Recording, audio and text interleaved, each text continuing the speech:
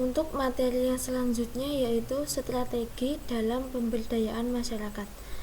Yang pertama ada mudah diterima serta dimanfaatkan oleh masyarakat sekitar sebagai pelaksana dan pengelola atau acceptable.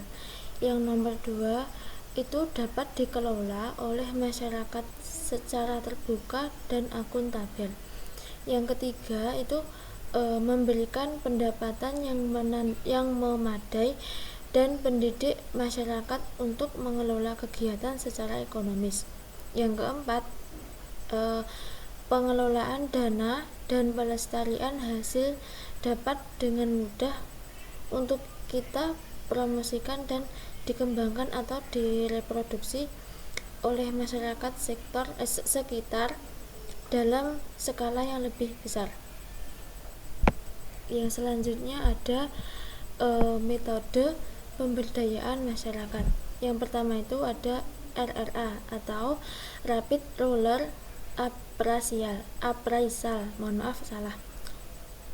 Salah satu dari metode ini penilaian keadaan desa secara tepat dalam praktek keguruan Rapid Rural Appraisal yang lebih besar banyak untuk dilakukan oleh orang luar dengan tanpa atau sedikit yang melibatkan kepada masyarakat setempat. Yang kedua ada PRA atau Participation Rural Appraisal.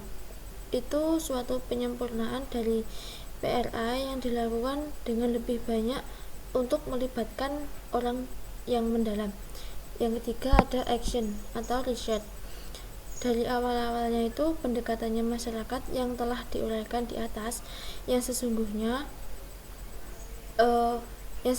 pun dan yang lainnya juga mengandung kelemahan dan memiliki kelebihan, namun tidak mungkin meniadakan satu dari yang lainnya.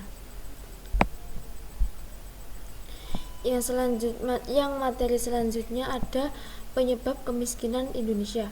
Antara lain ada secara makro itu kemiskinan munculnya dikarenakan oleh adanya ketidaksamaan pada pola kepemilikan terhadap sumber daya yang saling menimbulkan distribusi pendapatan timpang tindih. Yang kedua itu kemiskinan muncul yang diakibatkan perbedaan kualitas pada sumber daya seorang manusia karena kualitasnya sumber daya manusia yang rendah itu bukan berarti produktivitasnya rendah, tapi juga upahnya pun juga ikutan rendah. Yang ketiga, kemiskinan itu munculnya disebabkan akses dan modal, akibatnya suatu keterbatasan seorang manusia yang mempunyai keterbatasan bahkan tidak ada atau pilihan yang lainnya untuk dapat mengembangkan kehidupannya secara efektif.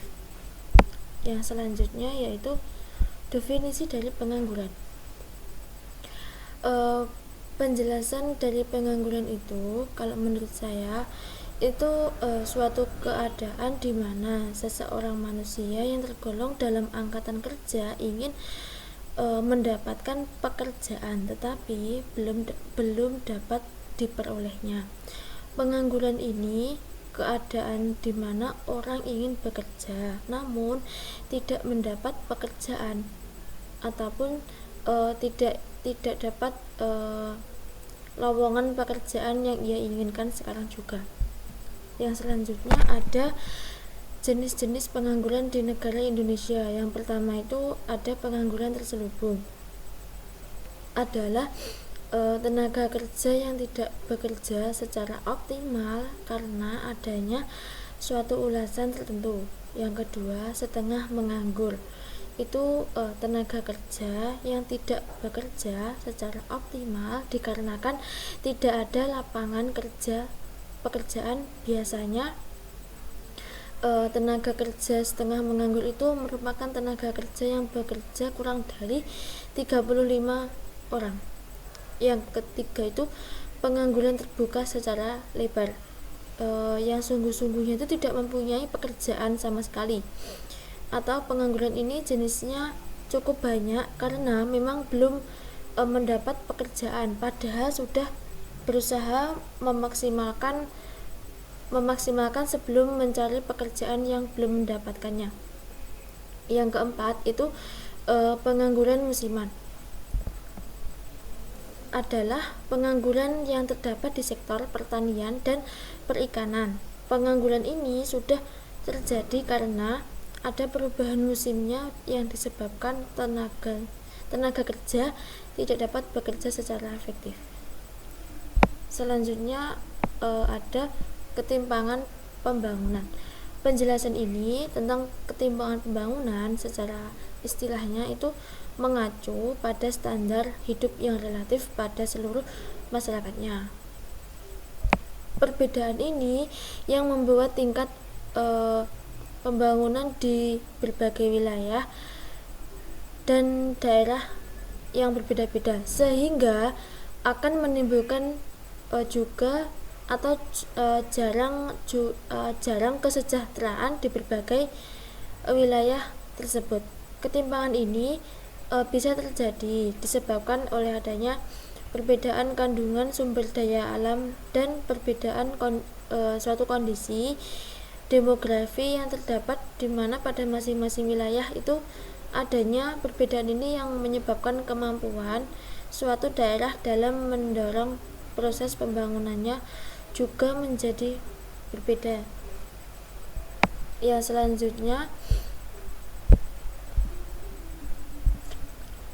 ada faktor-faktor yang mempengaruhi ketimpangan wilayah di kabupaten kita, yaitu Ponorogo.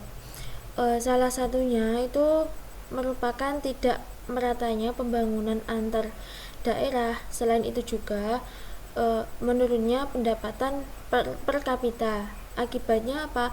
Dari pertumbuhan penduduk yang juga bisa mempengaruhi adanya kesenjangan perekonomian.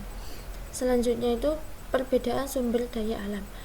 Pada kekuatan secara mendalamnya yang ada di daerah-daerah, sebab pada tingkatan ekonominya itu di suatu daerah dapat dipengaruhi oleh ketersediaan sumber daya alamnya.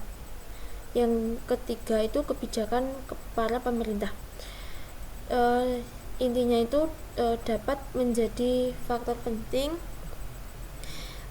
terjadinya kesenjangan sosial, sebab dalam mengambil keputusan yang dilakukan oleh pemerintah itu dapat menciptakan kesenjangan yang di posisi pada lapisan masyarakat. Yang keempat itu kondisi demografis. Di daerah itu bisa dipengaruhi oleh tingkat pertumbuhan masyarakatnya, kesehatannya, pendidikan, dan juga lapangan kerja. Dengan begitu juga tentu setiap daerah akan memiliki kondisi geografis yang berbeda-beda. Tetapi hal ini yang nantinya akan menciptakan adanya kesenjangan sosial. Yang terakhir yaitu yang keenam, letak dan kondisi geografis.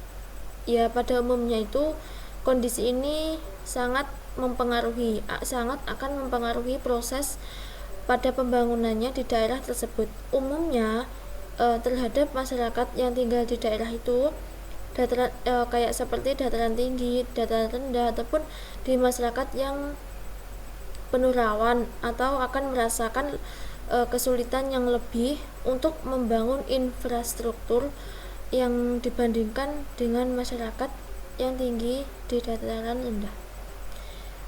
Sekian dari kelompok kami. Apabila ada kurang lebihnya kami mohon maaf. Wabillahi taufiq wal hidayah. Wassalamualaikum warahmatullahi wabarakatuh. Bye bye.